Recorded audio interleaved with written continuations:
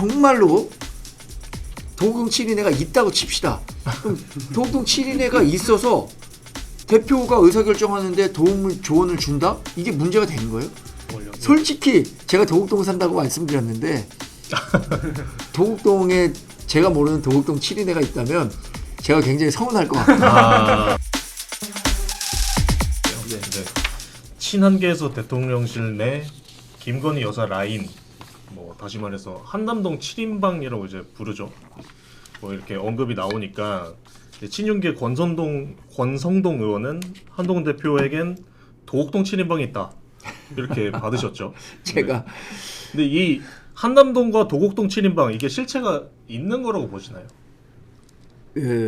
한남동 7인회라는 거는 이제 언론이 제가 생각하기에는 그 붙여진 이름인데 권성동 의원도 그걸 차용해서 도곡동 7인방, 뭐 도곡동 7인회 이렇게 얘기를 한 것 같아요. 근데 한남동 7인회는 그 7명인지 10명인지 뭐 8명인지 제가 알지 못하지만 혹시 대통령실 출입하셨었나요? 대통령실 출입 기자들 사이에 김건희 여사의 라인으로 대통령실에 와서 일하고 있는 사람들이 있다라는 거 다 알고 있는 거 아닌가요? 공공연한 사실 아닌가요?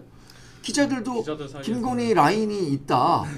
그래서 그 김건희 라인이 오히려 공적 라인에 있는 사람들보다 훨씬 더 영향력이 크다라는 얘기하고 있는 거죠. 공공연히. 그렇기 때문에 이런 얘기가 나온 거고 이 도곡동 7인회는 권성동 의원이 뭐 페북에 써서 화제가 됐지만 전혀 실체가 없는 겁니다. 권성동 의원 스스로도 제가 알기로는 연합 기자에게 이 도곡동 7인회는 자기 참모진이 그 한남동 7인회라고 하니까 대응하는 차원에서 이야기 이 도곡동 7인회라는 이름을 썼는데 야, 이거 아주 잘 지은 이름 같아서 많이 회자가 되고 있다 라고 얘기를 했다고 제가 전에 들었어요. 그러니까 도곡동 7인회라는 건 사실 기자들이 도곡동 7인회라는 얘기를 한 번도 권성동 의원이 얘기 꺼내기 전에 한 적이 없습니다. 근데 한남동 라인 아니면은 뭐 여사 라인 이건 계속해서 회자가 됐었던 거죠. 그러니까 완전히 등치시킬 수 없는 거고 또 하나는 이런 차이가 있습니다. 한동훈 대표는 선출된 공적 권한을 가진 공당의 대표예요. 국민의힘의 대표입니다. 전당대회 해서 한동훈 대표를 뽑았고 그 옆에 보좌하는 사람들이 한동훈 대표에게 여러 가지 이야기를 하고 의사결정하는데 도움을 줄 수 있는 얘기를 할 수 있는 사람이 있는 존재예요. 근데 김건희 여사는 그런 공적 그 선출된 권력을 가진 사람이 아니에요. 그 대통령의 부인이라는 특수성 때문이지. 근데 이분에게 뭐 보고를 한다거나 이분이 의사결정을 하는데 또 뭐 이렇게 조직이 가동된다거나 그거는 올바르지 않은 거죠.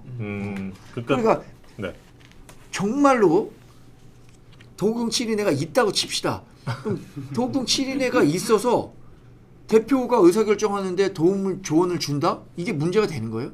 저는 문제가 된다고 생각하지 않거든요. 왜냐하면 공적 조직의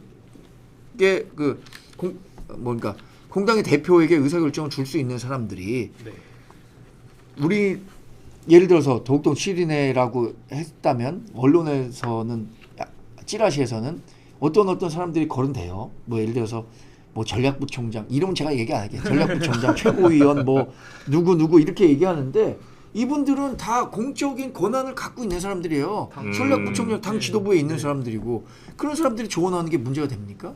전혀 문제가 되지 않는데 이런 프레임을 쓰고 있는 것 자체가 사실 뭐 정치 공세죠. 그리고 솔직히 제가 도곡동 산다고 말씀드렸는데 도곡동에 제가 모르는 도곡동 7인회가 있다면 제가 굉장히 서운할 것 같아요. 제가 물 먹고 있는 것 같아서 진짜 없습니다. 도곡동 주민의 그냥 도곡동 7인방이라는 거는 이제 그냥 잘 지어진 용어일 뿐. 네, 잘 지어진 없다. 용어예요. 잘 지어진 그냥 한남동 7인회 뭐 이렇게 얘기를 하니까 왠지 라임에 맞춰서 도곡동 7인회라고 한 거죠. 알겠습니다. 아니 그 명태균 씨 얘기를 안 들을 수가 없습니다.